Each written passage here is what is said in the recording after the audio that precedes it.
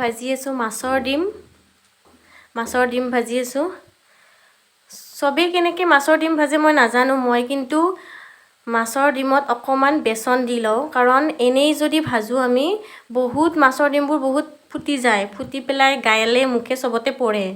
সেইকাৰণে মই এই পলিচিটো ফ'ল' কৰোঁ যে মানে অকণমান বেছি নহয়, সামান্য বেচন মই এনেকৈ মোহাৰি কিনে সামান্য বেচন দি লওঁ, তেতিয়া আপোনাৰ পকৰীৰ নিচিনা হয়, খাবলৈও ভাল লাগে, ধুনীয়া লাগে আৰু খাবলৈও। আৰু তেতিয়া আপোনাৰ বিশেষকৈ আচল কাৰণটো হৈছে নুফুটে, আৰু মই ফুটিবৰ ভয়তে কিন্তু বেচন দি লওঁ দেই। কোনে কেনেকৈ কি কৰে, চবেই এই পলিচিটো ফ'ল' কৰে নে নকৰে নাজানো, মই কিন্তু এই পলিচিটো ফ'ল' কৰোঁ সদায়।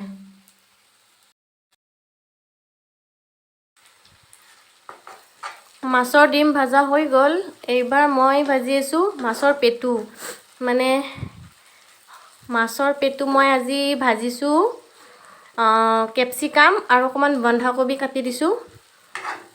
এনেকৈ খাই চাবচোন, কেপচিকাম আৰু বন্ধাকবি দি খায়ো কেতিয়াবা মাছৰ পেটু ভাল লাগে। বহুতে ভাত দিয়ে, ভাত ভজাও কৰে, কিন্তু বেঙেনাই দি খাই মই বেছি ভাল পাওঁ, কিন্তু আজি বেঙেনা নাই ঘৰত, সেইকাৰণে মাছৰ পেটুখিনি মই আজি বন্ধাকবি আৰু সৰু সৰুকৈ কাটি দিছোঁ কেপচিকাম, সেই কেপচিকামেদি আজি মাছৰ পেটু বনাইছোঁ।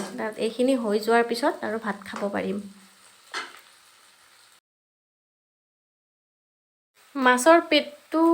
মাছৰ পেটু ভাত ভজা খাই ময়ো বহুত বেছি ভাল পাওঁ। ভাবিছিলোঁ কিন্তু আজি মাছৰ পেটুখিনিত ভাত নিদিওঁ বুলি, কিন্তু ইমানেই বেছি তেল হৈ গ'ল, তেলো আছিলে মানে পেটুখিনিত বেছি সৰহভাগ, ইমানেই হৈ গ'ল মানে ভাত নিদিয়াকৈ নহ'ল আৰু। এতিয়াও দেখিছে নহয়, এতিয়াও কিমান তেল মানে আছে, ইমানখিনি তেল এতিয়া আছে, এতিয়াও মানে জপজপীয়া হৈ আছেগৈ তেলেদি এতিয়াও।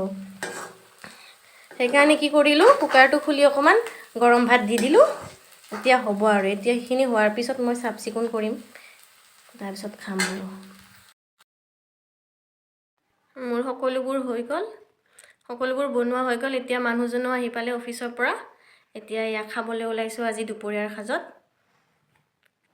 এয়া হৈছে আমৰ টক, এয়া নেমুটো জানেই, এয়া মাছ ফ্ৰাই, তাৰপিছত এয়া দাইল, এয়া জিকা, মাছ আৰু বিলাহী এটা দিছোঁ, আৰু এয়া হৈছে আপোনাৰ চব্জি, মিক্স চব্জি, এয়া মাছৰ ডিম, মই যে ভাজি থাকোঁতে দেখুৱাইছিলোঁ মাছৰ ডিম, আৰু সেয়া হৈছে মাছৰ পেটু। লাষ্টত ভাত দিবলগীয়া হৈছিলে যে, সেইখিনিয়ে হয়। ঠিক আছে, এতিয়া আমি খাওঁ দেই।